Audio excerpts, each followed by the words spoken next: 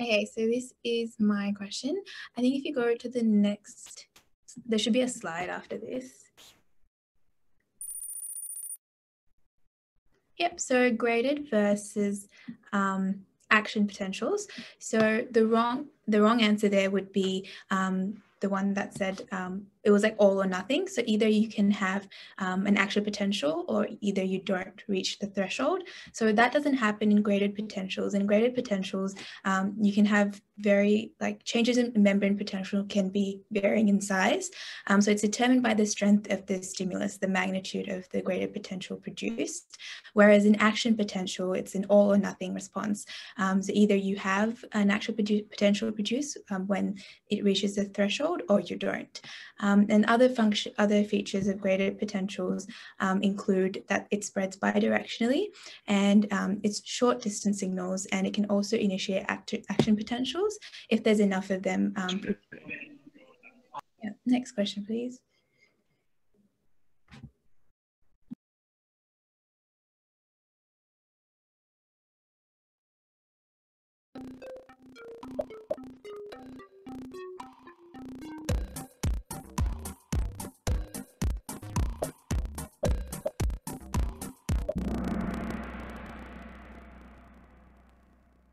Hey, yeah, I think this stumped a lot of people, but basically one of the key things is that potassium channels, they're never inactive. They're either closed or open, but sodium channels can be closed, open, or inactive.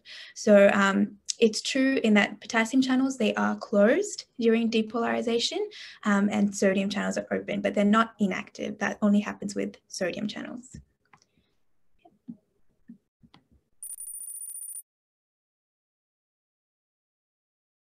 Yep, that's just a slide comparing both. Yeah.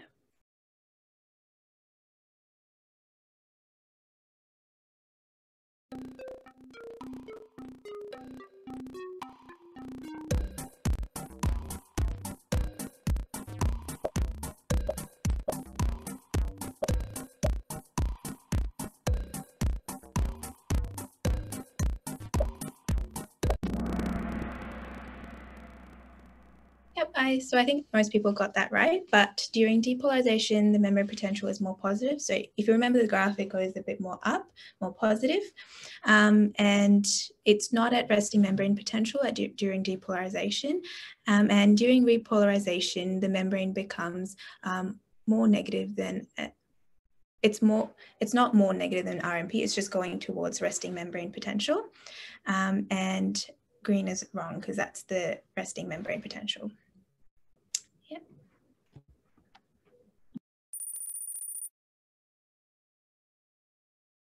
Yep, that's just a graph showing the different stages, but as you can see, hyperpolarization is going below the resting membrane potential.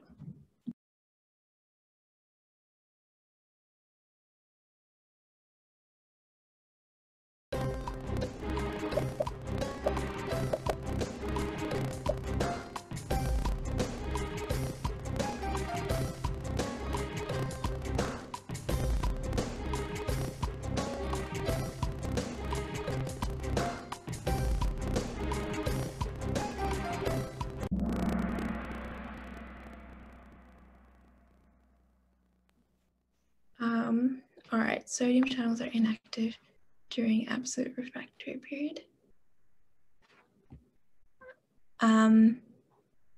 Yep, so that's true. Sodium channels are inactive during the absolute refractory period. So that's when after you have the action potential, and that prevents the action potential spreading bidirectionally in two directions. Yeah.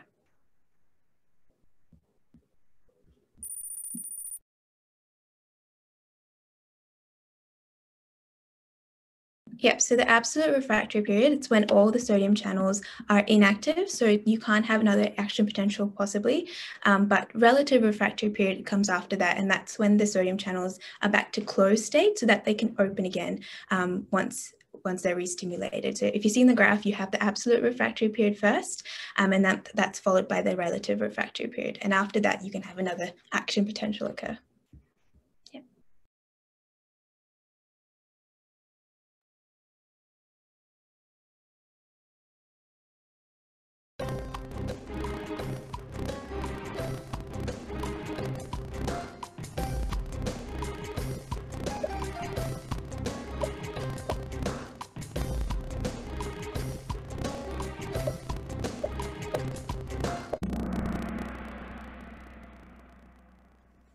Okay, so I think most of you got those right, but blue would be wrong here because if you had an excitatory and inhibitory potential of the same magnitude, then they would cancel each other out, and that wouldn't make an actual potential and it wouldn't reach the threshold. But the others are correct. So you have temporal and spatial summation, which I'll talk a bit more about, and the generation of enough excitatory presynaptic potentials to reach the threshold of -55 can generate an action potential. So the next slide would have a bit more about summation. Yep, so summation is needed to reach the threshold, and there's two types. The temporal is when you have one neuron, presynaptic neuron, and that generates many excitatory signals, and spatial is when you have many neurons, presynaptic neurons, and they generate excitatory potentials together. And that's just an image showing that.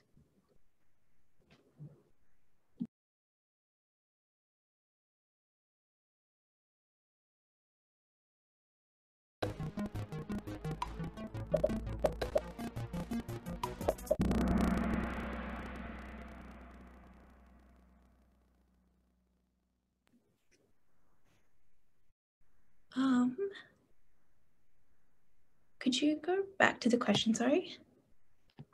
Yeah, I think the answer is wrong. Sorry about that. But depolarization is B. So I think most of you got that right. That's when the graph is going up. And D would be repolarization if you go back to the graph. And I'll answer the question in the chat. But, yeah.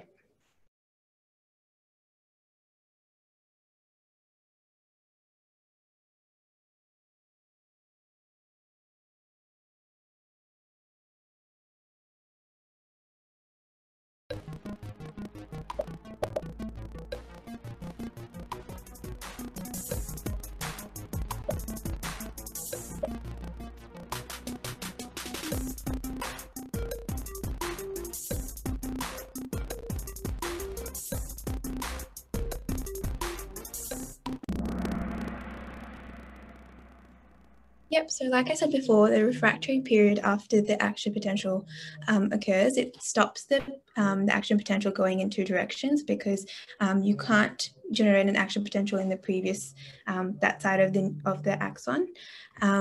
So yeah, because during the refractory period, there's the sodium channels are inactive. So yeah, with regards to the question, I was just reading it. In the absolute refractory period, the sodium channels, they can't be open, they're always inactivated. So that's what prevents the action potential from occurring again on the other, both directions. Yeah.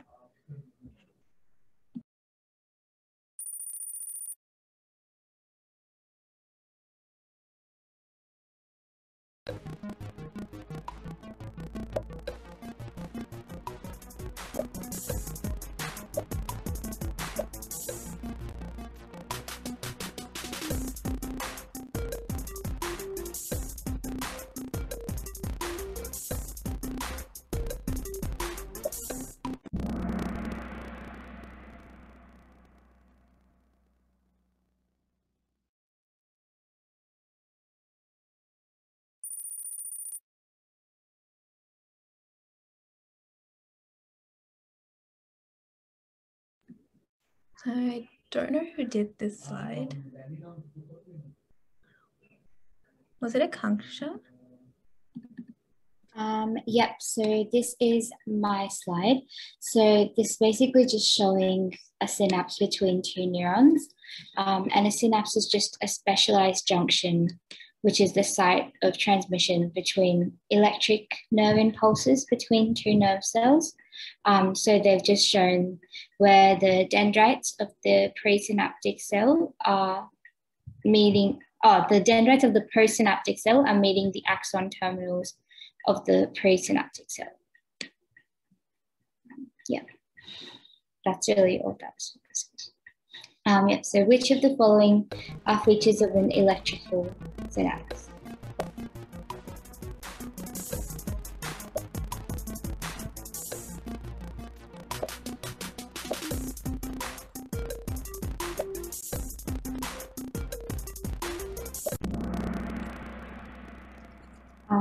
Yeah, so electrical synapses have gap junctions and allow fast signal transmission. Next slide, please.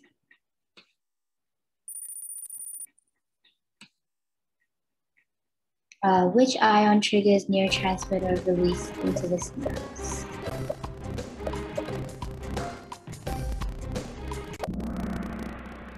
Yeah, it's calcium. So I think I have an explanatory slide next.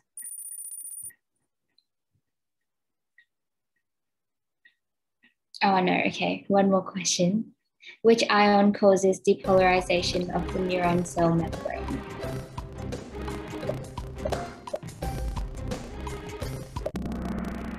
Yeah, that's great. So calcium and sodium are the two main sort of ions involved. Next question, please. So what is not a method of terminating neurotransmitter effects?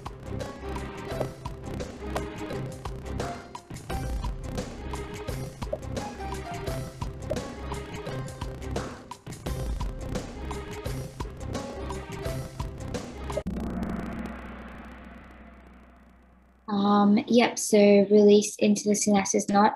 So with diffusion is actually a method for terminating the effect, because what can happen is that after a while, the neurotransmitter diffuses out of the synapse, and there isn't high enough of a concentration for it to be exerting its effect on the postsynaptic cell anymore. Yeah, so with release into the synapse, that's what starts neurotransmitter effects, not terminating them. Yeah, so this is pretty much just explaining the process of transmission across a chemical synapse, which is what the questions so far have been based on. So the action potential, which is the electrical signal, would arrive at an axon terminal. And over here, we convert that electrical impulse into a chemical impulse. So when the axon terminal becomes depolarized, calcium will enter the cell through the calcium voltage, calcium channels. And then that will cause the synaptic vesicles with the neurotransmitters to bind to the cell membrane and exit and allow the neurotransmitters to be released via exocytosis. And then the neurotransmitters will diffuse across the synapse and bind to the two different receptors on the postsynaptic cell membrane, which will be coming up in the next few questions. And binding to those receptors is what allows the transmission of that action potential to the next neuron.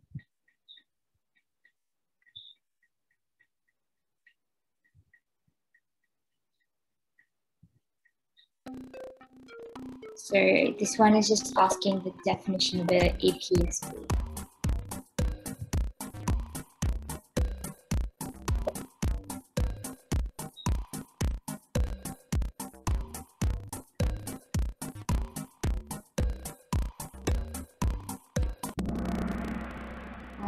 So Epsp is an excitatory postsynaptic potential, and that's because although it's I guess, caused by the presynaptic neuron, it's going to exert its effect on the postsynaptic one and excite it.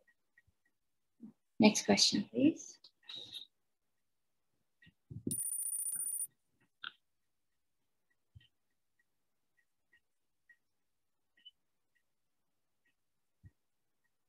So which of the following would increase the likelihood of neurons firing?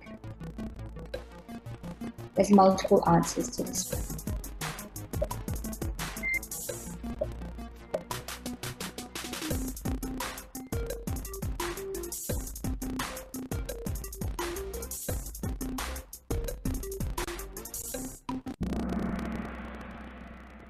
Yeah, really great job.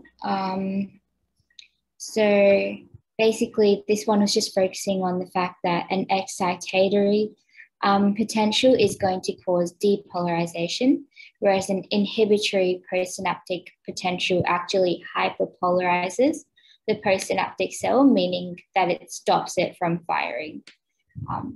Yeah, next question, please.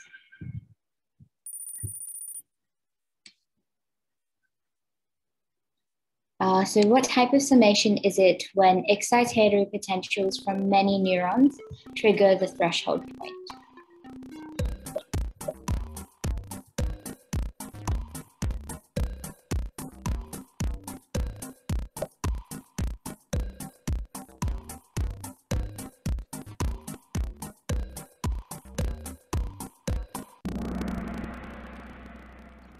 Okay, so I'll go through this one. I think there's a bit more detail in the following slide. Someone could just go next. Yeah, so there's three main types of summation that you need to know. The first one is Epsp, Ipsd cancellation.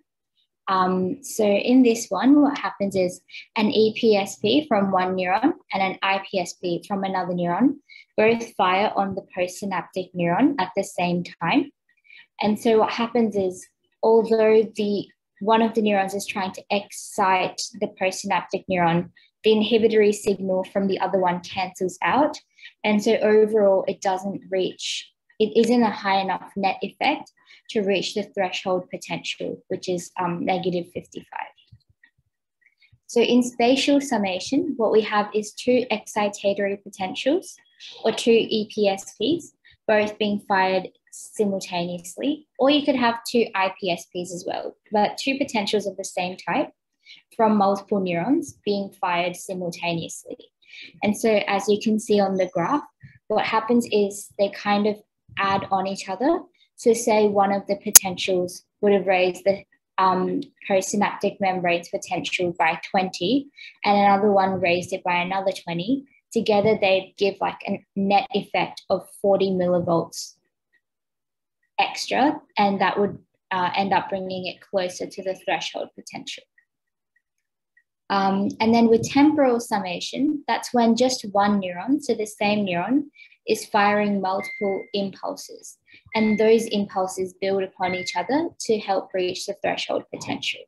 So I guess with the main difference that you need to remember is that with spatial summation, there's multiple neurons firing the same type of potential, whereas with temporal summation, it's the same neuron that's firing multiple potentials. And with spatial summation, this summation is simultaneous, like at the same time, whereas with temporal summation, it builds up over time. Yeah, next question, please. Which describes an ionotropic receptor?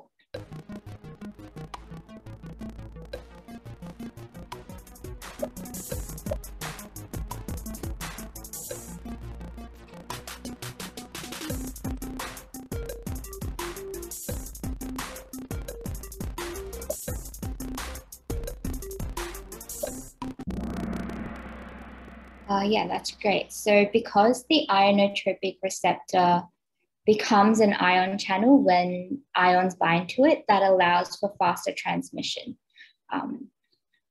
rather than having to activate other proteins, which then become an ion channel because that signal cascade takes time. Yeah, next question, please.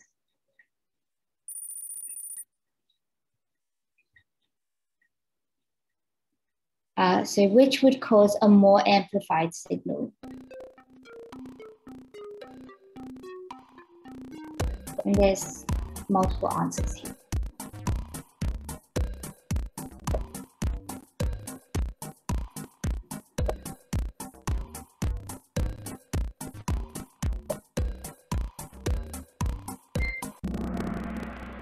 Yeah, great job, everyone. So with these synapses, an electrical synapse is much faster because you don't need to release any neurotransmitters. The action potential is just transmitted through the gap junctions between cells. However, in a chemical synapse, the release of those neurotransmitters actually acts to amplify the signal. And similarly with ionotropic receptors and metabotropic receptors don't actually open ion channels within themselves like ionotropic receptors do. Instead, they activate further proteins called G proteins, and those cause a signal cascade that causes ion channels to open. And ultimately what ends up happening is that more channels open when ions bind to a metabotropic receptor as compared to ionotropic receptors. And because more ion channels are open, that's obviously going to allow a more amplified signal since there's greater depolarization. Yeah. Next question, please.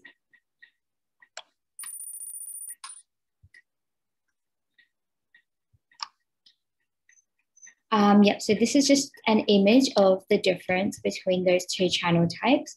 So you can see the first image shows an ionotropic channel. So the neurotransmitter just binds to the channel and that causes the channel protein to, so it acts as a type of protein we call channel protein. And yeah, so the channel opens and those ions can flow across the membrane. Whereas in metabotropic receptors, which are also called G protein coupled receptors, when the neurotransmitter binds, it activates a secondary messenger protein called a G protein. And those G proteins activate different ion channels that then open and allow the ions to flow across the membrane.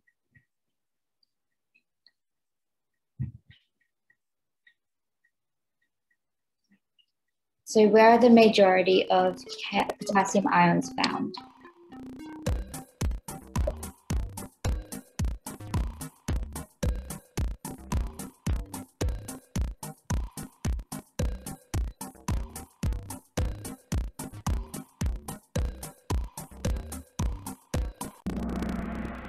Good job. This wasn't my question, so I'm not too sure who it is. It was mine. So yeah, most of you got that. So in terms of the important ions, in the intracellular fluid, you'll find potassium and the organic ions. And then in the extracellular fluid, you should find sodium and chloride. Obviously, you'll find the other ions in both of the intracellular and extracellular fluid, but it's more what's the majority in each fluid, and they that sort of balances what determines the ability to form a resting membrane potential, and then further on from that, an action potential. So next question.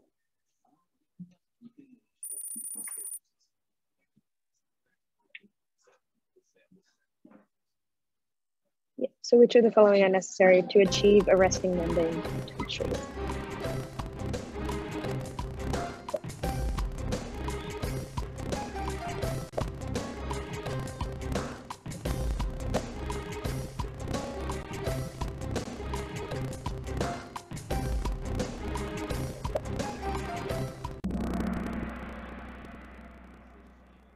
Awesome. So you guys got that quite well. So basically, again, just the movement of ions from inside the intracellular fluid to extracellular fluid and vice versa is what essentially allows there to be an action potential and resting membrane potential. And yeah, the three that you guys have selected is what allows there to be that movement across the membrane. Next question.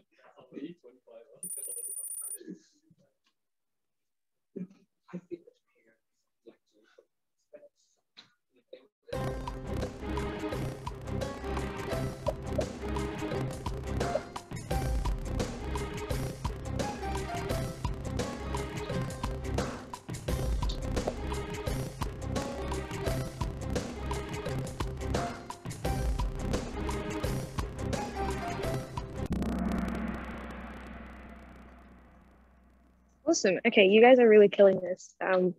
But yeah, there are four main types of channels. There's mechanically gated, which are opened by physical change, so changes in temperature, pressure, or touch. There's voltage gated, which is opened by they're opened by transmembrane voltages, so changes in those voltages, and they're what's more involved in the action potential propagation. There's ligand gated, where ligands are basically binding to the outside, and that allows for movement. And then there's the leaky channels, which aren't actually stimulated by anything, and they have their own intrinsic rate of opening and closing. And they're the most important channels when it comes to maintaining a resting membrane potential. Next question.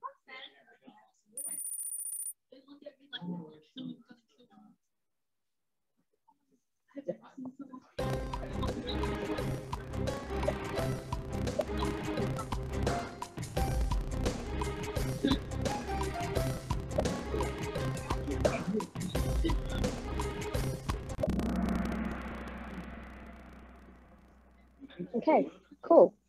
Again, you guys seem to have got this. There isn't really much reasoning for it. It's just, that's what's exchanged for the ATP. Next question.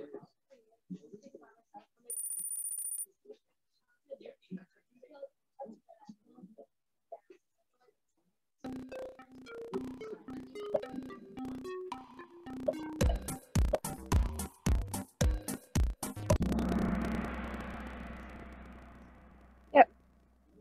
Cool.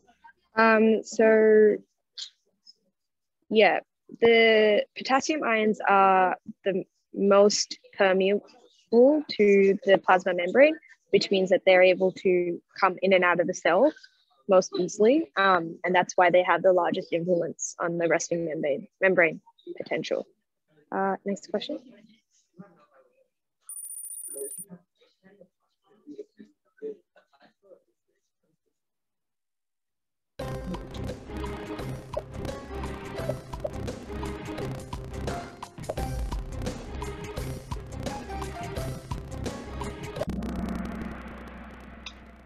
Okay, so as I sort of mentioned earlier, at resting membrane potential, there are specific ions that are more concentrated in the intracellular fluid, and and some ions that are more concentrated in the extracellular fluid.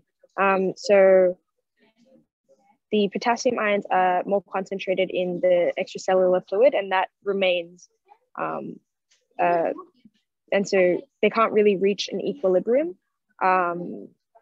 at resting membrane potential. Next question.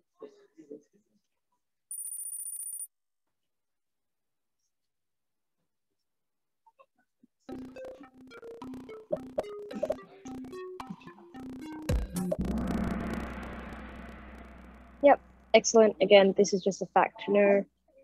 That's about it for that one. We can move on to the next one.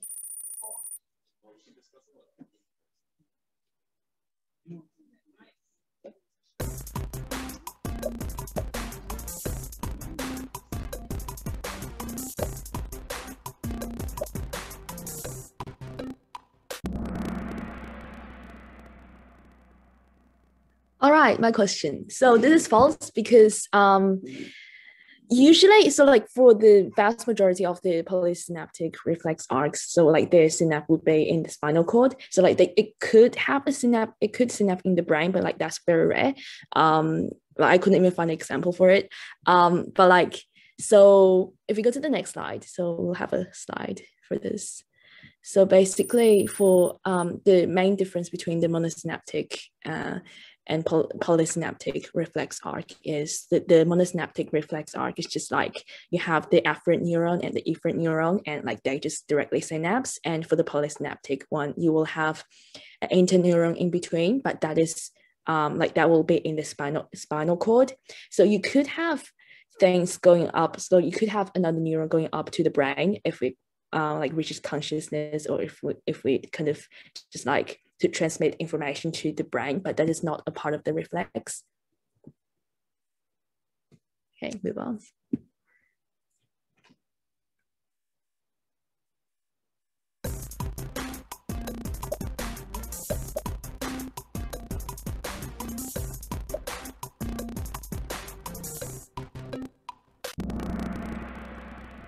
Yep, it's not possible to eliminate reflex latency. So reflex latency is basically the gap, so like the time delay between you getting a stimulus with and getting a response. So that is because like the electric transmission, like basically the information transmission in the nerve needs time, so it's not instantaneous, although it's really fast. So yeah, moving on.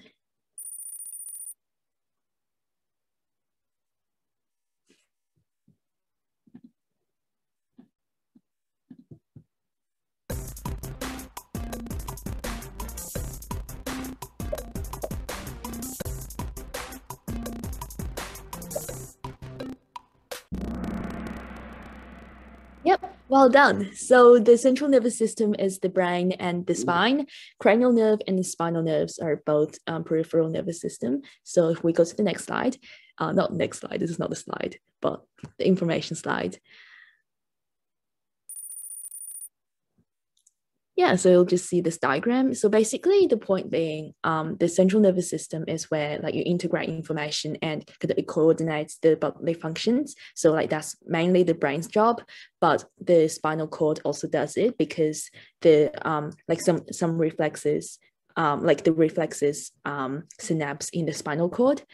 And for peripheral nervous system is mostly just the nerves, the neurons. So they basically transmit information. Okay, move on.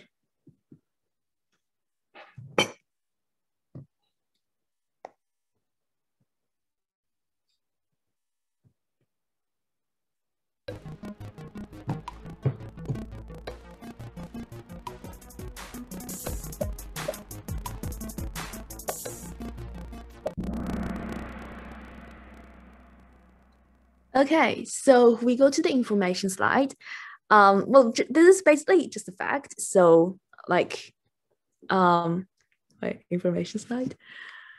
Yeah, so there are 12 cranial nerves and 31 spinal nerves. So the other numbers, so like 10 is just a it's just a distraction, like this, nothing that's 10. Yeah, no worries. Thank you for coming. And the 33 is like we have 33 vertebrae, I believe, but like there are some that are fused. So like the cog something like that. So basically the four bones like at the very bottom, like that's fused.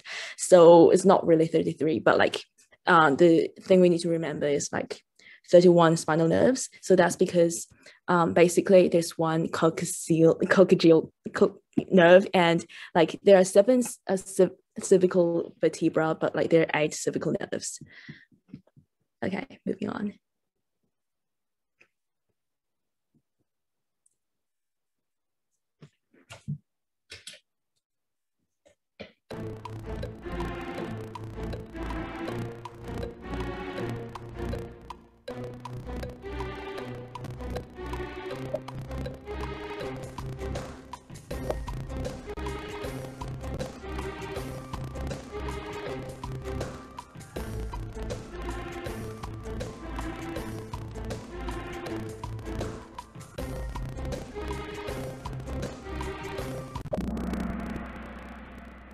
Yep, all of them are correct.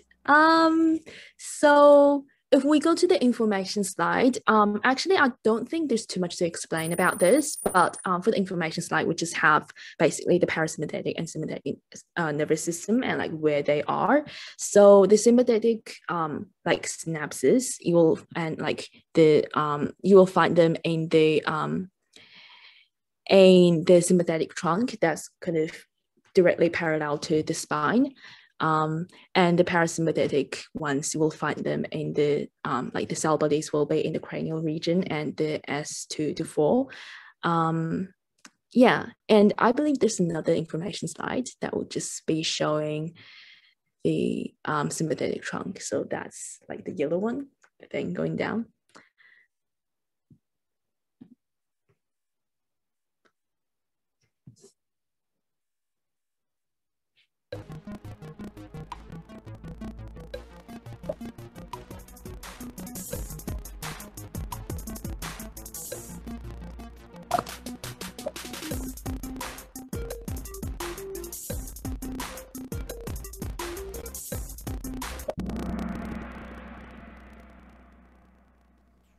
Yep, so can I quickly just say something? So with regards to Jack's question, with the absolute refractory period, during depolarization, so once it reaches the threshold of negative 55 millivolts, the sodium channels, they open and that lets sodium come in very fast. And immediately after that, the sodium channels become inactive and they remain inactive for the rest of depolarization. So that prevents any more action potentials occurring, but not for the whole time. For the whole time, they aren't open, but they're inactive. But at the very beginning, sodium channels are open and then they close soon after the threshold is breached, and that prevents a second action potential occurring. Sorry about the confusion, but I hope that clarifies everything. Yeah, thank you, Mahek. Okay. Yeah, oh, this question. Okay, no one got it right. Interesting. Well, so basically this dorsal horn, so it doesn't contain the sensory cell bodies. So it contains basically the dorsal root ganglia is where you can find the sensory cell bodies, and the ventral horn contains the motor cell bodies. So the dorsal horn is basically just where you'll find the sensory neurons pass through.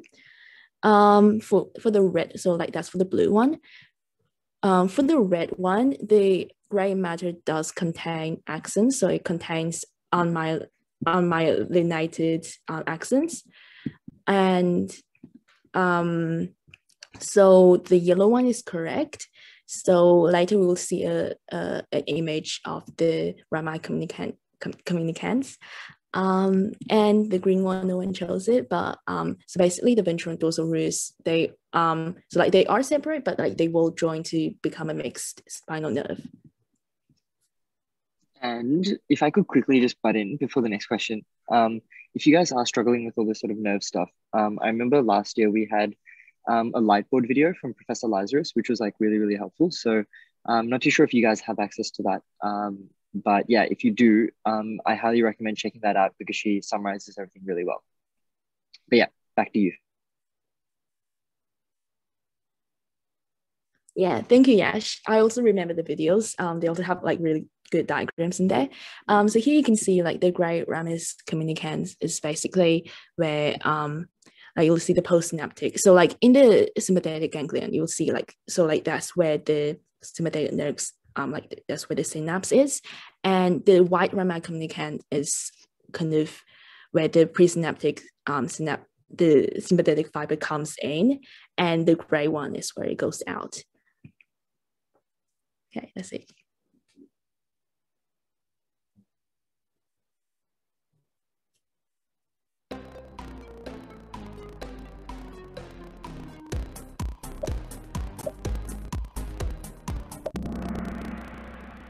Yep, well done. So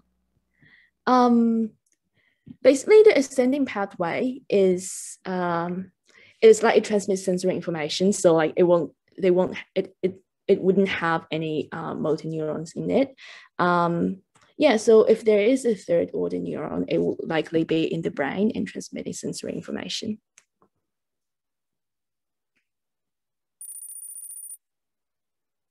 Yeah, so that's just another slide showing you the ascending pathway. So basically the first order neuron will be from a sensory receptor, say like in your hands, like in other parts of your body, to the dorsal root ganglia, where there will be the sensory cell body. The second order neuron will be an interneuron in the spinal cord or going into the brain. And the third order neuron will be in the brain.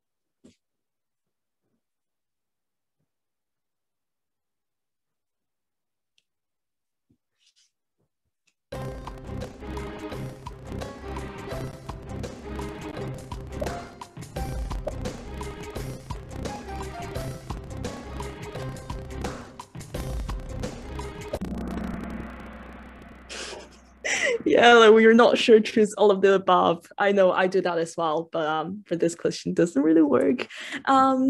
Yeah, so I know the spinal tracts, they're quite confusing, and there's a lot of information, but basically I think what we do with them is just like, they're actually, I don't think they get mentioned. I don't remember them getting mentioned ever again, but still it's good to know like what information they carry and where it decussates.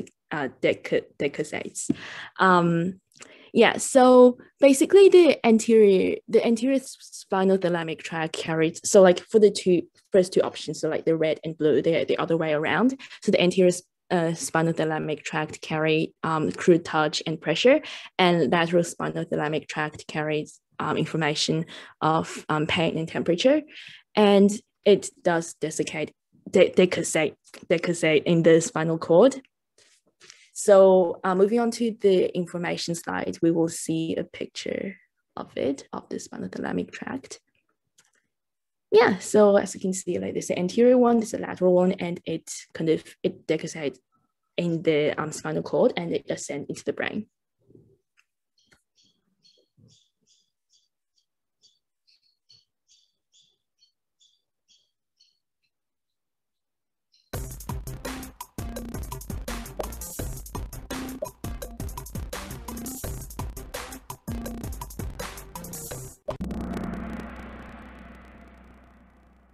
Yeah, so the lateral cortical spinal tract decussates at the brainstem, and the anterior cortical spinal tract decussates like in the spinal cord just before it synapses with the lower motor neuron. Also, like the cortical spinal tract, if you remember, is a descending tract, so it transmits motor information. Yeah, we'll have a picture of it as well, I believe. Yeah, so that's that. That's the tract. Moving on.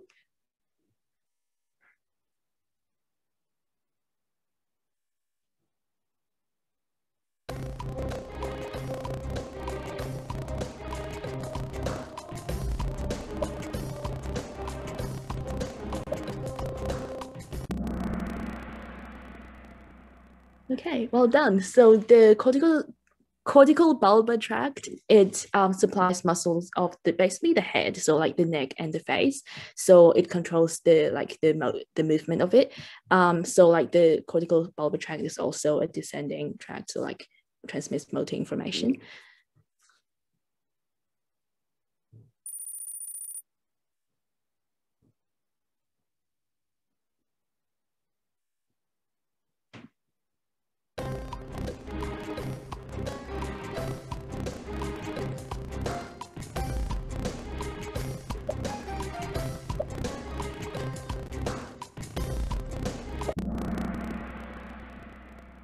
Ooh, very well done. So I'll just go through them one by one. So the dorsal column medial lemniscus tract, it transmits information of fine touch, pressure, vibration, and proprioception. And spinal thalamic is also a sensory tract. Wait, no, it's not. Yes, it is. Spinal thalamic tract, sensory information of crude touch, pressure, pain, and temperature. And pyramidal tracts, so they're basically the cortical spinal tract and the cortical bulbar tracts. So they're the descending tracts that control muscles of like the trunk, the limbs, and the head, like we just mentioned. And the spinal cerebellar tracts carries proprioception, so like information of proprioception.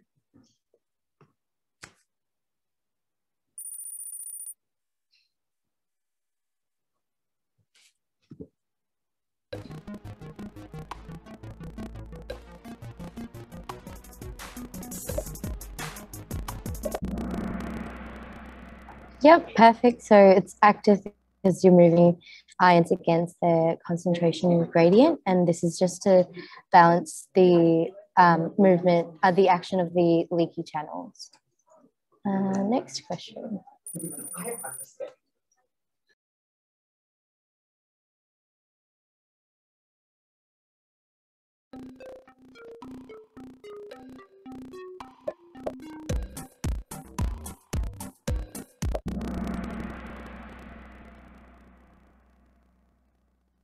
All right. So in terms of those who got it wrong, could I ask, why did you pick IgA, if you are still there?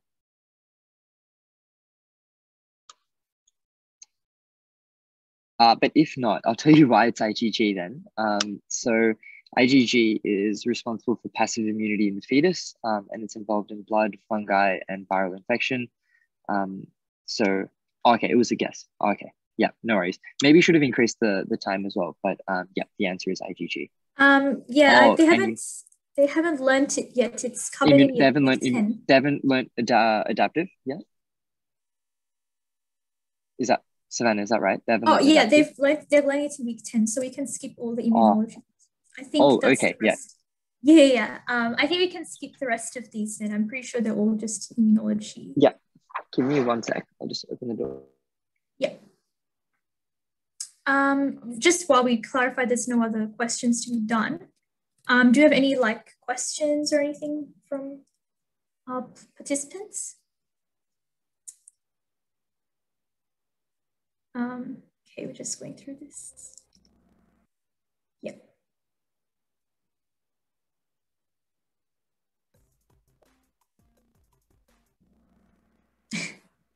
We're just giving you the answers now. Don't memorize these.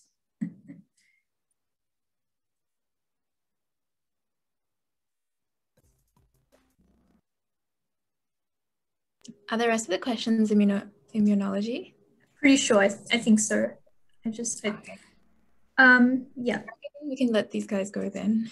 Yeah. Okay. Hope you guys had fun. Just note that this Kahoot will be available in our public collection after the end of the lesson.